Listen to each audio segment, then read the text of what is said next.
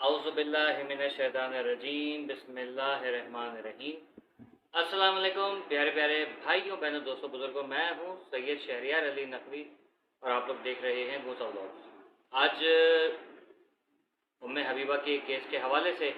एक अहम रिपोर्ट आनी थी कि बच्ची का मेडिकल जो था वो काफ़ी अरसे से नहीं आ पा रहा था,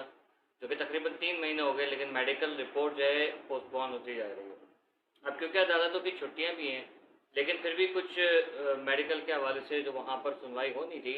या रिपोर्ट मिलनी थी, वो तो ज़ाहिर है कुछ ना कुछ अमला वहाँ पर मौजूद होता है, जो कानूनी माहिरीन और वहाँ के रिपोर्टर्स आपको बेहतरीन बता सकते हैं कि कौन लोग थे जिन्होंने वो रिपोर्ट रिसीव करनी थी और उम्मे हबीबा की वालदा के सामने और वालिद के सामने वो पेश करनी थी, और हम लोगों के मतलब जो जर्नलिस्ट और यूट्यूबर्स वगैरह हैं उनको देनी थी। हमारे पास कॉपी आ जाती। खैर अभी तक की रिपोर्ट के मुताबिक मैं हबीबा की मेडिकल रिपोर्ट नहीं आई है। वालदा का वहाँ पर जो बयान सुना है, तो बयान के मुताबिक उन्होंने कहा है कि बच्ची को शॉपिंग कराई गई है, बाकायदा 20,000 रुपये अलग से दिए गए, और वालिद और वो जो मुलजिम है उनकी वहाँ तक रसाई है। ठीक है, तो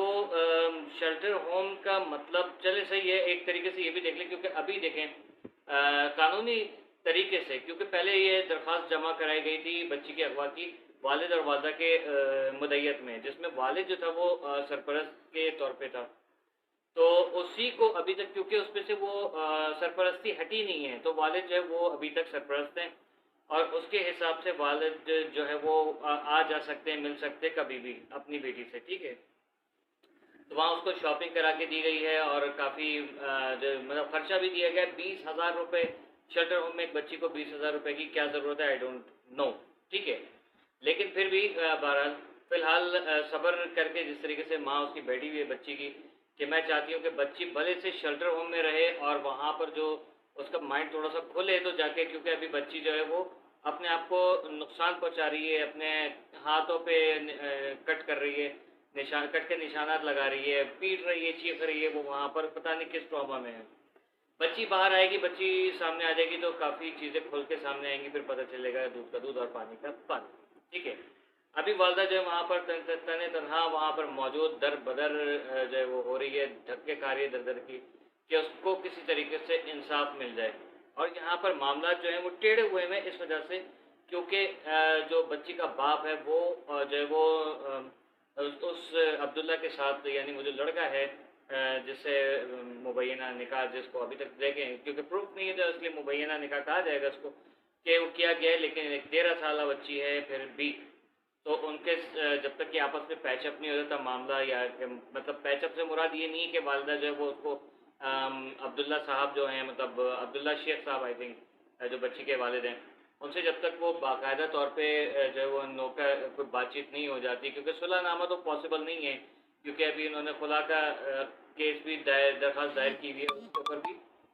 और उसके ऊपर भी अभी जो है वो बातचीत होना रह गई है कि उसके ऊपर क्या जो है वो आखिरकार अदालत की तरफ से हुक्मनामा जारी होता है। ठीक है,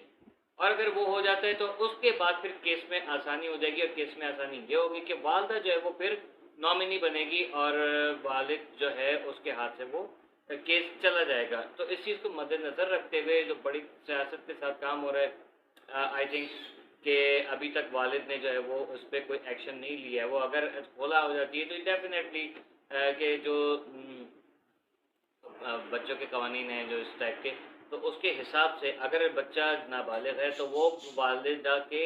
हाथ में जाएगा, यानी कि तकरीबन 18 साल की उम्र तक जो है वो बच्चा या बच्ची जो भी है वो वालदा के साथ रह सकते हैं। लेकिन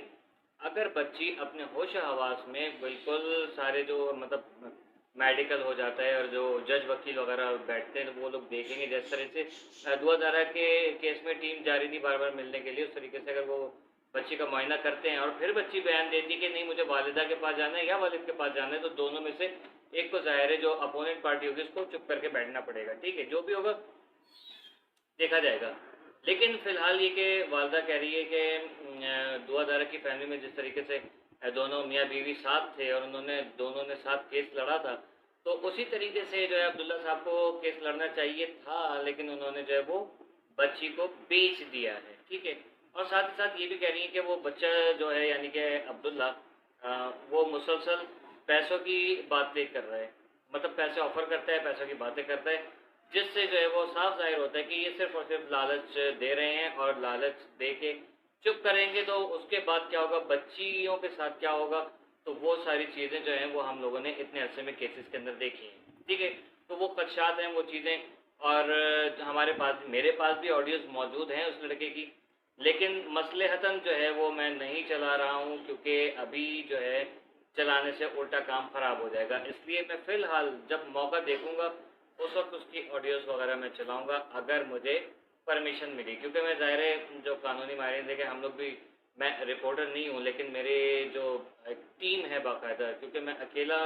जो है वो वीडियोस तो बना रहा होता हूँ, लेकिन मैं बाकायदा कानूनी माहिरीन से मशवरे करके और फिर मैं उसके ऊपर काम करता हूँ, ठीक है ना।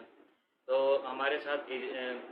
मतलब आप छोड़ दें, बस इतना काफ़ी है, आगे ज़्यादा ज़रूरत नहीं है बताने की कौन मेरे आगे कौन पीछे,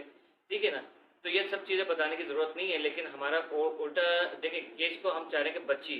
मैंने शुरू दिन से कहा कि बच्ची की सिक्योरिटी जो है वो मेरी फर्स्ट प्रायोरिटी है, ठीक है। तो मैं उस हिसाब से कोशिश कर रहा हूँ कि कोई भी काम करूँ ताकि बच्ची की ज़ात के ऊपर कोई इफेक्ट ना पड़े, ठीक है। वो बच्ची सिक्योर हो। हाँ, अगर वो बच्ची होशो आवाज़ में कहती मुझे अब्दुल्ला वो लड़का जो है उसके साथ जाना है,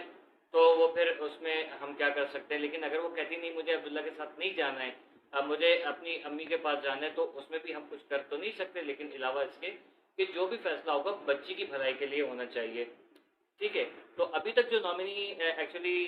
है वो ज़ाहिर है कि वालदा है, क्योंकि वालदा जो है वो बहुत ज़्यादा परेशान है। और वालिद के जो कुछ मैंने कोशिश की थी कि मैंने को कहा था, ऑफ़र की थी, लेकिन मुझे नहीं लगता मुझसे वो कोई कांटेक्ट करेंगे। तो लेकिन खैर उनकी मर्ज़ी है, वो जो बेहतर समझ रहे हैं ज़ाहिर है बेहतर वो जानते हैं वो करें। लेकिन मेरी गुजारिश यही है कि जो कोई भी आप में से सुन रहा है, बच्ची की ज़िंदगी ज़्यादा अजीज़ है, ठीक है। बच्ची के ऊपर दाग लग जाएगा अगर बच्ची को कुछ भी हुआ। अगर बच्ची इन केस बच्ची को ये अब्दुल्ला लड़का जो है वो बेच देता है ले जाके, तो उसमें बच्ची की ज़िंदगी बर्बाद होगी और उसके ज़िम्मेदार होंगे अब्दुल्ला साहब जो कि बच्ची के वालिद हैं। लेकिन अगर वो बच्ची को नहीं बेचता, उसको जैसे वो दावे कर रहा है उस तरीके से रखता है, तो वो भी वो फिर एक अच्छी बात होगी, हम चाहेंगे। लेकिन लेकिन ये फिर भी एक 13 साल की बच्ची जब तक वो मेच्योर नहीं हो जाएगी तब तक जो है वो आप उसको नहीं रख सकते, ठीक है। अच्छा, इल्ज़ाम तराशियों का जो मामलात हैं वो भी सामने आते चले जा रहे हैं मुसलसल, तो उससे कोई लेना देना मतलब कोई उसमें फ़र्क नहीं पड़ रहा, ठीक है। तो इन चीज़ों को मद्देनज़र रखते हुए केस को एज सुन एज़ पॉसिबल आपस में आमने सामने बैठें और जल्दी की तारीख लें और आपस में बातचीत करें, केस लड़ें। इधर से सबूत, इधर से सबूत, इधर से दलाइल, इधर से दलाइल, ये करके केस को ख़त्म करें, ताकि बच्ची जो है शेल्टर होम से निकल के जो है वो जल्द अज जल्द जो है वो उसका जो एक अच्छा ठिकाना होना चाहिए वहाँ वो पहुँचे, वालदा या जो भी आप लोग बेहतर मतलब जो अदालतें बेहतर समझें। क्योंकि ज़ाहिर है मैं तो घर के अंदर बैठ के काम कर रहा हूँ, मुझे क्या पता, ठीक है। अदालतों के मामला जो हैं वो ज़्यादातर कोर्ट रिपोर्टर्स वगैरह बेहतर जान सकते हैं। मेरे वीडियो बनाने का मकसद हरगिज़ भी किसी की दिल आज़ारी नहीं है, लेकिन इस चीज़ को प्लीज़ मद्देनज़र रखें कि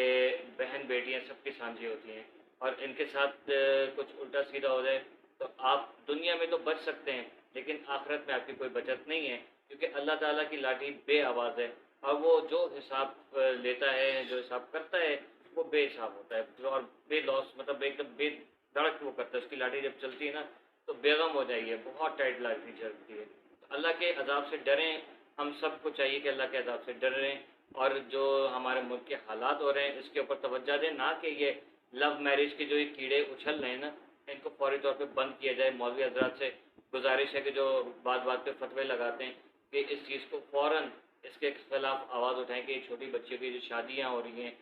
इसको फौरी तौर पे बंद करें। बच्चियाँ अगवा हो रही हैं, लव मैरिज वाला सिस्टम बिल्कुल हमारे मुल्क से ख़त्म हो जाना चाहिए। अगर मैं होता मुल्क का सदर या वज़ीर आज़म, मैं पहली फुर्सत में ये काम करता। लव मैरिज जो है करने वाला निकाह खान, और जो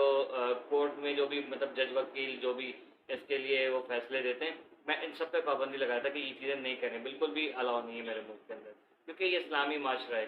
ठीक है। हमारे मुल्क में, हमारे मज़हब में, सॉरी, हमारे मज़हब में लव मैरिज का कोई कॉन्सेप्ट नहीं है। जो यंग बच्चे और बच्चियाँ मुझे सुन रहे हैं, काइंडली आप लोगों से गुजारिश है कि ये जो लव मैरिज फिल्में देख देख के आप लोग पागल हो रहे हो ना,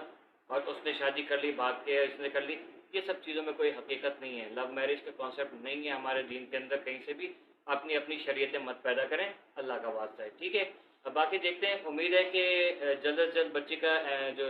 मेडिकल उसकी रिपोर्ट आ जाए अल्लाह करे, और उसके बाद जो है वो बच्ची जो माइनर है एक्चुअली दिख रही है साफ, तो बच्ची माइनर साबित हो जाए। ठीक है, जब तक के लिए मुझे इजाज़त दीजिएगा। Keep watching Khusha vlogs. अल्लाह हाफिज़। और हाँ, एक चीज़ और, मैं कोशिश करूँगा आज रात को फिर 10 बजे मैं लाइव आऊँ, तो मेरे लाइव सेशन में मेरा साथ दीजिएगा, क्योंकि मैं मुल्क की हालात के ऊपर मैं बात करता हूँ और हमारे मुल्क के अंदर क्या घपले चल रहे हैं, तो मैं उसके लिए कुछ कोशिश करता हूँ। आप लोगों के कमेंट्स के मैं जवाब दूंगा। मुझे अभी स्ट्रीम यार्ड यूज़ करना नहीं आता, वरना मैं कोशिश करके स्ट्रीम यार्ड पे सारे जो माहिरीन हैं उनको दूंगा एक दिन। ठीक है, अल्लाह हाफिज़।